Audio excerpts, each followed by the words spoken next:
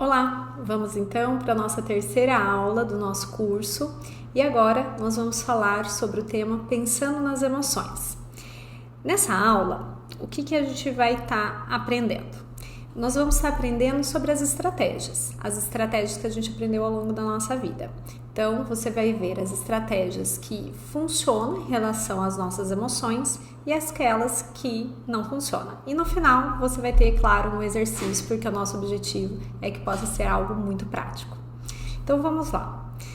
Em primeiro lugar, quando a gente fala a palavra estratégia, logo a gente pode imaginar um plano.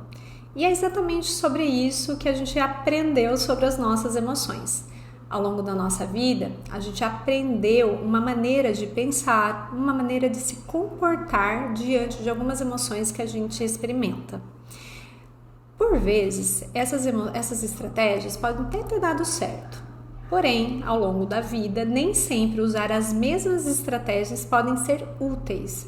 E é sobre isso que a gente vai poder compreender.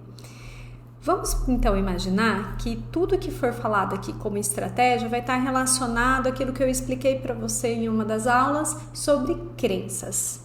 Então, está muito relacionado àquilo que a gente absorveu e acha ali como uma atitude mais fácil de estar conduzindo. Mas antes, eu gostaria que você pausasse aqui esse vídeo e fizesse a pergunta que está aqui. Será que a maneira com que você aprendeu a lidar com as emoções é uma maneira útil na sua vida? Realmente está funcionando em lidar dessa forma? Então, pausa aqui agora esse vídeo e reflete sobre a condução quando você está experimentando algumas emoções difíceis, como a raiva, a tristeza, o que você aprendeu e o que geralmente você se comporta diante dessas emoções. Bom, eu vou estar colocando aqui para você dois casos, logicamente, da nossa cabeça, né? Que vai estar explicando como a pessoa consegue ali lidar com frente a alguma emoção difícil. Nesse primeiro caso, é o caso da Joana. Então, você vai imaginar que a Joana, ela está passando num contexto ali de trabalho bastante ansioso, né? Vamos imaginar aqui que ela foi promovida, recebeu uma área nova e a Joana, ela tem uma cobrança muito excessiva, né, com ela mesma em relação ao trabalho e nessas últimas semanas ela chegou aí ao trabalho com muita ansiedade. Então, vamos entender aqui como que a Joana, ela lidou com a ansiedade. Olha só. Quando a Joana está na presença do sentimento da ansiedade, ela vem logo um pensamento. Essa ansiedade vai durar para sempre. Vai ficar tudo fora do meu controle. E aí vai gerando outros pensamentos. Minha ansiedade não faz sentido, né? Eu não deveria estar sentindo desse jeito. E aí ela tenta, então, ter uma estratégia aqui, também de ação. Eu vou tentar reprimir, eu vou fingir que não existe essa emoção aqui de fracasso. E aí ela sente, né, indefesa, bastante segura por experimentar a ansiedade. Você percebe a seta que está conduzindo de novo a ansiedade numa intensidade bem maior. Ou seja, cada vez que ela está ali com essas estratégias, ela está tentando eliminar a ansiedade, mais essa ansiedade aumenta, né? Então, a gente pode entender que essa maneira de pensar, essa maneira como ela está tentando agir com aquela ansiedade não está sendo útil para Joana. E o que a gente vai observar então aqui? Veja aqui, a gente tem uma série de crenças que podem ser bem problemáticas para a gente lidar com as emoções. Eu vou estar comentando então cada uma delas e claro que essa é algumas das crenças que podem ser inúteis, né? Que a gente tenta fazer isso com as nossas emoções, mas eu gostaria que você também pensasse ali se você identifica com essa estratégia quando você está diante de alguma emoção. Aqui, no caso da Joana, a gente está falando dessas estratégias problemáticas com a ansiedade. Então, uma das coisas que a gente percebe na Joana é a invalidação da emoção. Então, você percebe que a Joana fala o tempo todo como se ela não pudesse ter aquela ansiedade, como se aquela ansiedade que ela estivesse sentindo é um crime, né? Ela não poderia estar. Então, ela não quer aceitar de forma alguma a ansiedade que ela está tendo no momento. Então, ela está invalidando, né? Se você perceber aqui na fala da Joana, ela fala, né? Essa ansiedade não faz sentido para mim, né? Eu não deveria estar sentindo assim. Então, é uma clássica negação do sentir. E vamos combinar que, assim, a gente não tem controle das coisas que a gente vai sentir e do que vai pensar, né? E quanto mais a gente está negando essa emoção tão natural e tão humana, mais ela vai estar presa, né, na gente. Então, por isso que se torna ali uma crença bastante inútil, tá? Outra coisa que a Joana faz é a estratégia ali da crença da culpa. Ela se sente culpada por sentir ansiedade. Veja que culpa é como se você estivesse cometendo um crime, né? Você cometeu um crime, um erro e você se sente culpado. Olha como que às vezes funciona a nossa cabeça. A gente se sente culpado por estar sentindo algo que é totalmente humano. Então, nesse caso, Joana estava falando, olha, eu tenho uma lei aqui dentro de mim que eu não devo sentir ansiedade. É por isso que ela se sente culpada. Então, precisamos ali, olha, compreender que essas emoções, elas são naturais. Outra estratégia que a gente cria é a culpa de outros. O que isso significa? Talvez não está aqui no contexto, mas vamos supor que Joana começa a culpar o chefe dela que a promoveu. E ela pode falar assim, eu estou sentindo ansiedade porque meu chefe me promoveu e por causa dessa situação a ansiedade veio. Né? Então a gente costuma muitas vezes não aceitar o sentimento e terceirizar, né? Esse sentimento, olha, a razão que eu estou sentindo essa emoção tão difícil é por culpa de outros. Também é uma estratégia disfuncional. Outra crença problemática seria uma visão simplista da emoção, achando que, né, é bobagem a gente sentir o que a gente sente, achando que é algo tão bobo e que não era para tanto eu sentir uma ansiedade por causa daquela situação que eu estou passando, ou que eu deveria estar sentindo outra coisa e não uma coisa tão tonta como a ansiedade, por exemplo. Então, eu ter uma visão simplista também da emoção, ela é algo bastante problemático, de novo, porque ela tá aí, ela tá instalada, então não adianta ali a gente banalizar aquilo que a gente sente. Bom, uma fala da Joana também foi aquela questão de que ela acreditava que ela ia perder o controle na presença daquela ansiedade. Isso também é uma outra crença que a gente tem sobre alguns sentimentos que a gente vivencia. Achar que a gente não vai dar conta, achar que a catástrofe vai acontecer e aí a gente vai perder o controle daquela situação. Logicamente, no decorrer de todo esse curso, você vai aprender estratégias para lidar e para manejar melhor as suas emoções, ok? Mas, acredita, a gente tem formas e formas de estar lidando com aquela emoção. Até porque uma outra crença que aparece, que é muito comum, é sobre a duração. Nós temos a impressão que quando a gente está diante de uma emoção difícil, essa emoção vai ser para sempre. E não é, né? Ela é considerada como um exemplo aí das ondas do mar. Ela vem e vai embora. Então, a duração que a gente imagina que é eterna, ela não é. Né? Pode até reparar os momentos que você esteve com muita raiva ou com uma ansiedade até mesmo, elas vêm e vão. Então, a Joana até fala isso, né? Isso nunca vai acabar.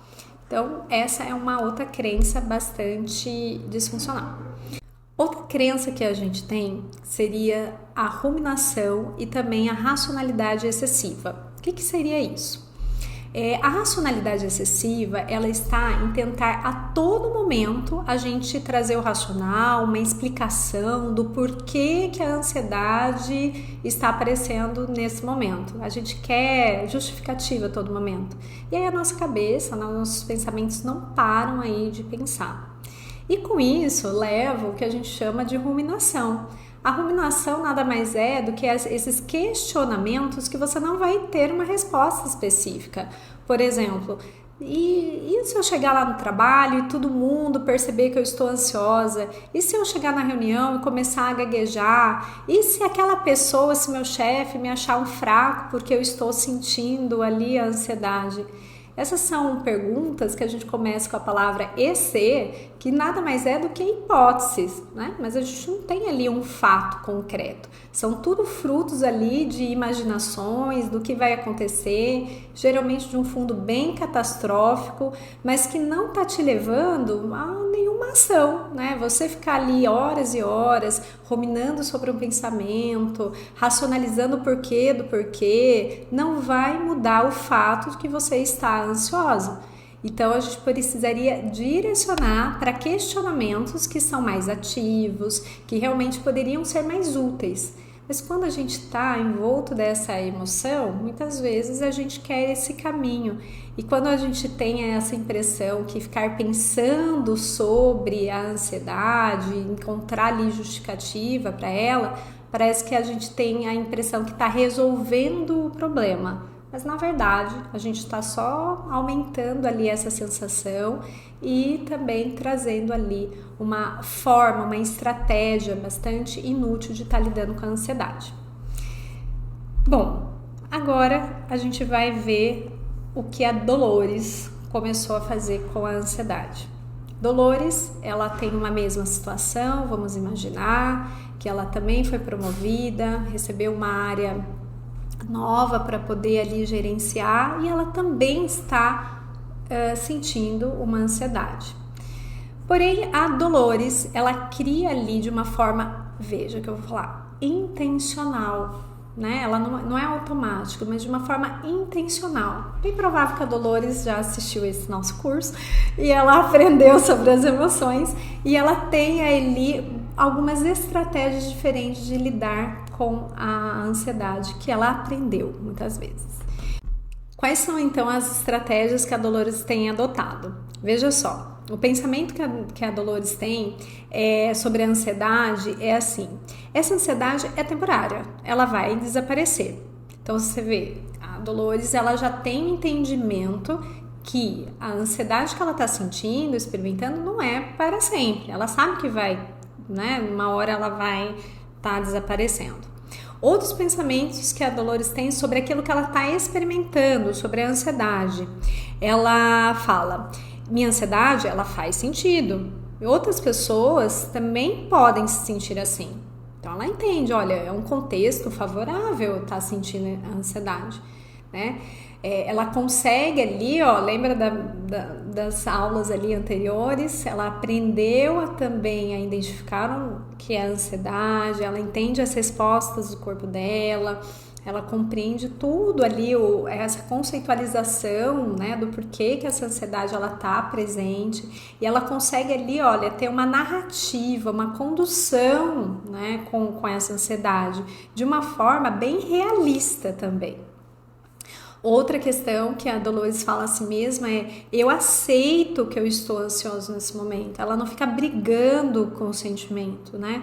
Sim, é normal, outras pessoas no meu lugar também sentiria, ou eu tenho esse significado para mim, da minha ansiedade, por isso que funciona desse jeito, então eu aceito que sim, eu estou ansiosa, né? Então isso é uma fala bem funcional, né? Funciona bem ali se a gente for pensar sobre as emoções. E aí ela coloca, olha, sinto-me mais sobre o controle. Por isso que a gente tem essa impressão, olha, eu, né, consigo ali direcionar a minha emoção, eu estou tendo o domínio da emoção quando eu aceito. Com isso, é possível ela poder manejar melhor essa ansiedade. Então, ela não vai ficar presa na ansiedade quanto Joana fica, né? Ela tá aceitando e ela consegue ali manejar melhor a sua emoção. Bom, então, por que a gente é relevante a gente falar desse tema, né, sobre as estratégias? Porque nada mais é quando você compreende o seu funcionamento com a sua emoção, você começa a compreender as coisas que passam na sua cabeça, quando você está na presença da sua emoção, e com isso você pode, de uma maneira intencional, aprender a partir de agora, criar outras estratégias relacionadas às suas atitudes. O que eu vou fazer com tudo isso que me acontece?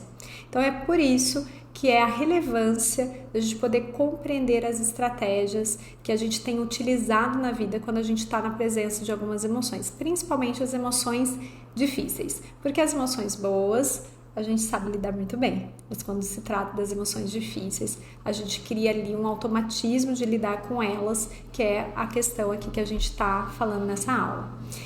Bom, de uma maneira então muito prática, agora é com você.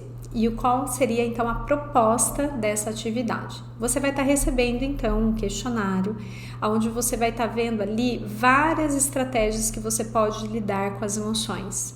E nessa coluna você vai ver ali a avaliação de uma escala de 1 a 6, 1 muito falso e 6 muito verdadeiro.